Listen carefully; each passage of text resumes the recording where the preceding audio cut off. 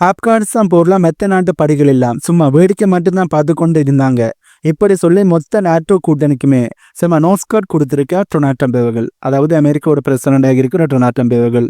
இதை கேட்டு பிரிட்டிஷனுடைய இளவரசர், அதாவது யூகேவினுடைய இளவரசராக இருக்கிற கேரியில இருந்து அங்கே இருக்கிற அரசியல்வாதிகள் வரைக்குமே எல்லாருமே ரொம்ப புலம்பி தள்ளி கொண்டு இருக்கிறார்கள்.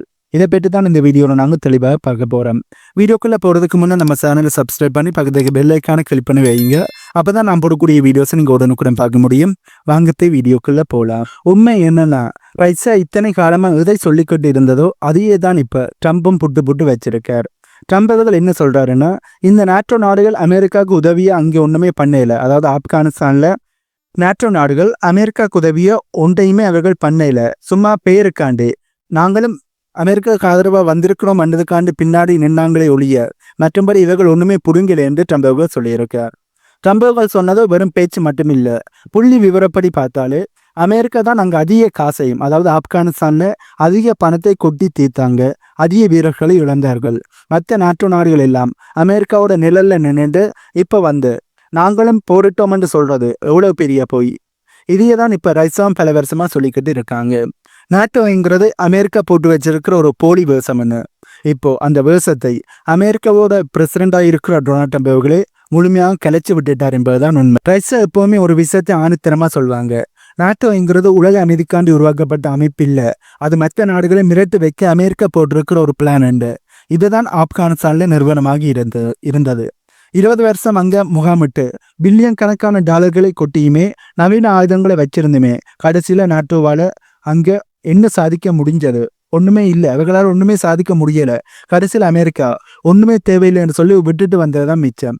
ஒரு சாதாரண தலிபான் அமைப்பு கூட ஜெயிக்க முடியாமல், அதாவது சாதாரணமான மிகப்பெரிய அட்வான்ஸான ஆயுதங்கள் இல்லாத தலிபான் அமைப்பு கூட ஜெயிக்க முடியாமல் அவசரமாக ராத்திரியோட ராத்திரியா அங்கே இருந்து ஓடி வந்தாங்க இந்த நாட்டோ நாடுகள்.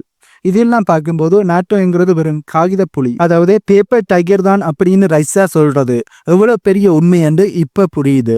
இப்போ யூகேவோட இளவரசராக இருக்கிற கேரி அவர்கள் போன்ற நபர்கள் வந்து நாங்கள் தியாகம் பண்ணியிருக்கோம்னு பேசுறதெல்லாம் அந்த பெரிய தோல்வியையும் அவமானத்தையும் மறுக்க பார்க்குற ஒரு முயற்சியாகத்தான் கருதப்படுது. ஏனென்றால் கேரி அவர்கள் என்ன சொல்லியிருக்கார் என்றால், யூகேவோட ராணுவ வீரர்களும் ஆப்கானிஸ்தானில் போர் செய்தார்கள். 2001 அமெரிக்கா தான் ஆர்டிக்கல் 5 ஆக்டிவேட் பண்ணினார்கள். அதாவது முதல் தடவையும் கடைசி தடவையும் நாட்டோனுடைய ஆர்டிக்கல் 5 ஆக்டிவேட் பண்ணப்பட்டதே அமெரிக்காவால் மட்டும்தான். அமெரிக்கா ஆர்டிக்கல் 5 ஆக்டிவேட் பண்ணியதால் அமெரிக்காவுக்கு ஆதரவாக நாங்கள் நாட்டோட மெம்பராக இருக்கோம் என்றதுக்காண்டி அமெரிக்காவுக்கு ஆதரவாக அனைத்து நாடுகளுமே ஆப்கானிஸ்தானில் களமிறங்கி இருந்தோம்.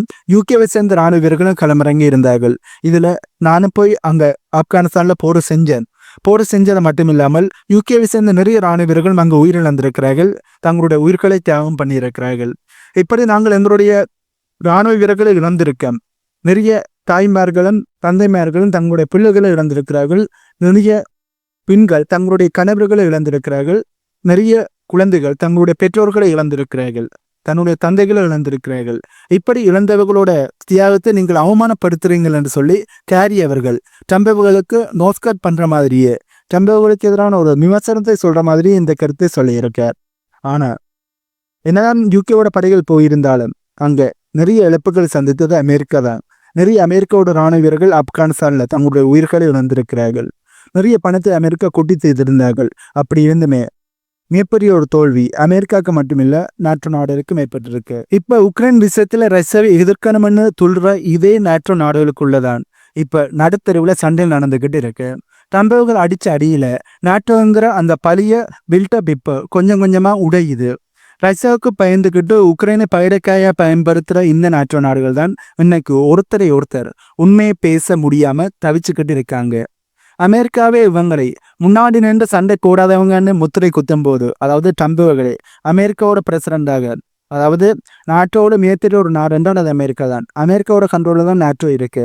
இப்படி இருக்கையில் அந்த மிகப்பெரிய ஒரு நாடாக இருக்கின்ற அமெரிக்காவே இவங்களை மற்ற நாடுகளை முன்னாடி நின்று சண்டை போடாதவங்கன்னு முத்திரை குத்தும் போது இவங்களை நம்பி எப்படி ஒரு நாடு களத்துல இறங்க முடியும்? இதுதான் நாட்டோட உண்மையான முகமே. தங்களோட பலவீனத்தை மறைக்க ரஷ்யா மேலே பழி போடுறதும் பழைய தியாகங்களை பேசிக்கிட்டு இப்படி சென்டிமெண்டல பேசுறதும் தான் இவங்களோட வேலை. ஆனா இது வேலைக்கு ஆகாது, இனிமே வேலைக்கு ஆகாது என்பதுதான் உண்மை. இப்படி பழைய தியாகங்களாக இருக்கட்டும், தங்களோட பில்டப்பாக இருக்கட்டும், நாங்கள் 32 நாடுகள் ஒன்றாக இருக்கோம் என்று சொல்றதாக இருக்கட்டும், நாங்கள் நினைச்ச எந்த ஒரு நாட்டையும் அடிச்சிடுவோம் என்று சொல்றதாக இருக்கட்டும், இனி இது வேலைக்கே ஆகாது. ஏன்னா நாட்டோட பவரை நாங்கள் ஆப்கானிஸ்தான்லையும் பார்த்துட்டோம், அதே நேரத்தில் உக்ரைன்லையும் நாங்கள் பார்த்து கொண்டு தான் இருக்கோம்.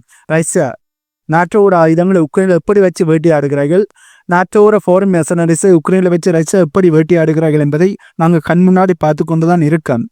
ஆகவே இந்த நாட்டோ என்பது மிகப்பெரிய ஒரு பில்டப் மட்டுமே ஒழிய அதில் ஒன்றுமே இல்லை. அதை ஓப்பன் பண்ணி பார்த்தா அது ஒரு வெறும் பேப்பர் டைகர் மட்டும்தான், ஒரு காகித புலி என்பது தெளிவாக தெரியுது. நாட்டோட சாம்ராஜ்யம் இப்ப உண்மைக்குள்ளேயே சரிய ஆரம்பிச்சிருக்கு என்பதை நாங்கள் கண் முன்னாடியே பார்க்க முடியுது. அதுக்கு சிறந்த உதாரணமாக தம்முடைய கருத்தையே நாங்கள் எடுத்துக்கொள்ள முடியும். மற்ற நாடுகளை ஒரு பகடைக்காயாக வச்சு விளையாடுற நாட்டோட சாயம் இப்ப வெளுத்து போச்சு.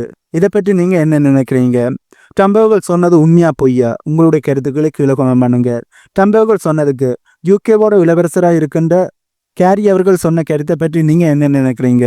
நாட்டோ நாடுகள் வெறும் பில்டப் மட்டும்தானா, அவர்கள் பேப்பர் டைகரா அல்லது உண்மையான புலியா? இதை பற்றி உங்களுடைய கருத்துக்களையும் கீழே கமெண்ட் பண்ணுங்க. இந்த வீடியோட நான் சொன்ன தகவல்கள் உங்களுக்கு புதிதாக இருந்திருக்குமான்னு நம்புறேன். இந்த தகவல் உங்களுக்கு புதிதாக இருந்தால் இந்த வீடியோக்கு லைக் பண்ணி நம்ம சேனலை சப்ஸ்கிரைப் பண்ணி பக்கத்துக்கு பெல் ஐக்கானை கிளிக் பண்ணி வைங்க. அப்பதான் நான் போடக்கூடிய வீடியோஸை நீங்க உடனுக்குடன் பார்க்க முடியும். என்ன ஒரு வீடியோவில் உங்களை மீட் பண்றேன்.